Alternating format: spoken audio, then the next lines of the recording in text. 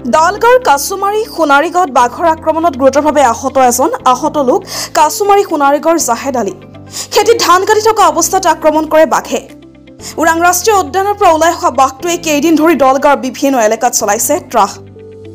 বাঘটো সম্প্ৰতি কাছুমাৰী সোণাৰী গাঁৱতে থকাৰ সন্দেহ ৰাইজৰ। ঘটনাস্থলীত সম্প্ৰতি উপস্থিত হোৱা নাই বন বিভাগৰ লোক।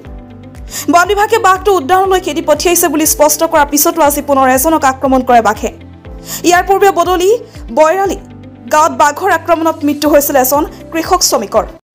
যেটো আমি ৰাতিপুৱাৰ ভাগৰ পৰা আমাৰ ধৰক দলগাঁৱৰ অন্তৰ্গত দলগাঁৱৰ অন্তৰ্গত যিটো কাছুমাৰী সোণাৰী গাঁও, এই গাঁওটো আমাৰ অতি পিছপৰা গাঁও।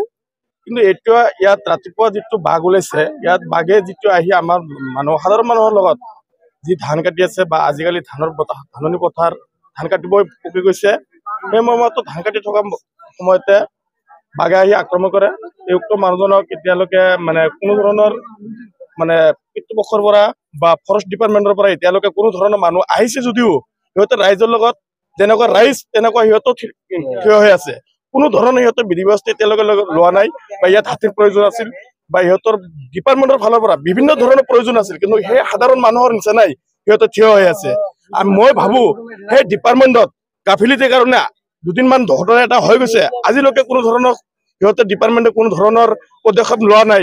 এনেকুৱাকৈ পদক্ষেপ নললে আমাৰ সাধাৰণ ৰাইজৰ বহুত হ'ব বিপদ আহিব পাৰে।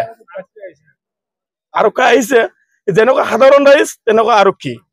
ফৰেষ্ট ডিপাৰ্টমেণ্টৰ পৰা যেনেকুৱাকৈ ব্যৱস্থা ল'ব লাগিছিল, ইয়াত কোনো ধৰণৰ ব্যৱস্থা লোৱা নাই। দুদিনমান আগতে ধৰণীপুৰ যেনেকুৱা ঘটনা এটা হৈছে, সেই ঘটনাত হাতী কিবা আহিছে, আহি কিনে ছেম কণ্ডিশ্যন আমাৰ কাছুমাৰী সোণাৰী গাঁৱত।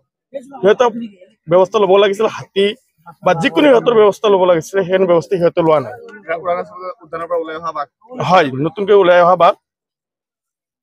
সকালে বাসিরে ফোন মারছে যে তোরা এইদিকে আগে আহই। পরে আমি পরে উঠলাম, মুড়ি 2-4 জন মানুষ নিয়ে এইদিকে আগে এলাম। আহার পরে অগরে খরা জাল টানতাছে মিছিরে দাবরা নদী পার করে দিছে। পার করে দেওয়ার পরে আমরা আগে আইছি। আহার পরে দেখি এনু এই শুনকে তো বাঘ সান্দাইছে। সান্দানোর পরে আমরা অনু লাইন ধরে আছি, ট্রাক্টর সেক্টর নিয়ে মানুষ এনু আমরা খাড়াই আছি। পরে এনথেনা 10 মিনিট পরেই শুনি আঙ্গুরিনু এই ধান ক্ষেত মানুষ একজন মারি ফেলাইছে। পরে আমরা এদিকে ঘুরে আলাম, আসি দিই একদম মানুষটা আমরা নিজে আসি দেখছি মানুষটা আহত করছে। এখন বর্তমান ডিগবেরাত নিয়ে গেছে, ওখানে রাহে নাই, এখন গুয়াহাটি রেফার করছে। আমি জানা হতো এইখানে। আর বাঘটা ইনতি আছে উপস্থিত। নতুন বাঘ আজকে সকালে পার হয়েছে। সকালে পার হইতে যেটা খরা টানছে দাবড়াইছে, ওই দৌড়বাড়ি খালি জান্ডা বাঁচাইছে। তারপরে আমরা এলাম, আহার পরে খারাপ আছে বহুত মানুষ। 10 মিনিট পরে আমরা খবর পাইছি মানুষ মারি ফেলেছে একজন। আইছে অ্যাকশন এতে আছে, থিয় হয়ে আছে। বহুত রাইজ জমা হয়েছে, রাতিপুয়ার পর এতিয়ালৈকে বহুত রাইজ হয়েছে।